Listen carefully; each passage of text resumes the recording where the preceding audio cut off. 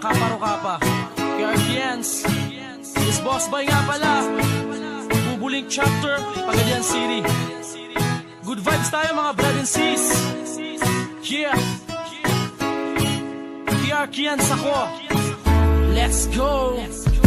Tara samahan niyo ako, tara samahan niyo ako, tara sabayan niyo ako, tara sabayan niyo ako. Sama nating balikan ang mga alaala kung saan nag-umpisa at paano ba nagsimula. Tara samahan niyo ako, tara samahan niyo ako, tara sabayan niyo ako, tara sabayan niyo ako. Sama nating balikan ang mga alaala kung paano nagsimula at saan ba nag-umpisa. Isang araw habang naglalakad papasok na ako ng eskwela, biglang may lumapit at siya ay nagpakilala. Purhan kanyang pangalan, gusto ko ba daw sumama? Umapabilang sa samahan nila. Magaling siya mag-explika, veterano talaga. Sa galing niya magsalita ay napa-oo niya bigla. Para bang nahipnotis mo ang aking mga mata. Humakbang aking paa at sumunod na sa kanya. Lumakas pa ang kaba, kuno-ono mga pare. Noong makita ko mga malalaking lalaki. Grabe, ang lalaki ng katawan. Kahit kabado na aking parang tinatagan. Oy teka, meron akong nakita.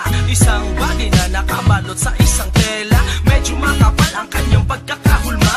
Ano kaya iyon? Ba't ingat na ingat sila? At puro tanong sumasagi sa aking isipan. Nang makita ko tatlong letra na nasa aking harapan.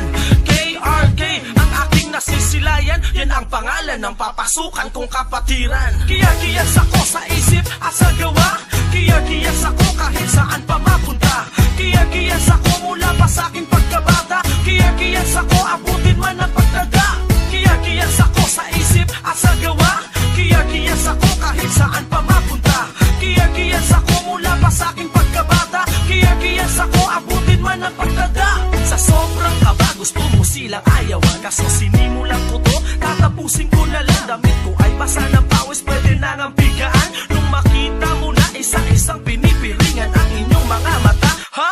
Natatakot ka na ba? Halos maihipa nga nung marinig ang salita na isusunod ka na. Oh man, wala akong idea kung ano ang gagawin. Inisip ko na lang na kaya nga to ng iba. Pues kaya ko rin, lalabas lang ako dito pag na-member na rin. Hindi po ako mag-repeat, kaya ko naman tiisin. Aray-aray ko master, wag mo naman idiin. Baka pwedeng magpahinga, kinakapos sa paghinga, mga hampas damang-dama. At sa sobrang sakit na patawag na nga kay mama, kay papa at pati na rin kay lolo at kay lola. Kailan pa matatapos, parang di ko na po kaya. Bibigay na sana pero biglang nabuhayan ng sigaw na malakas banda sa aking likuran. Survive ka na, isa na lang. Kiyakiyas ako sa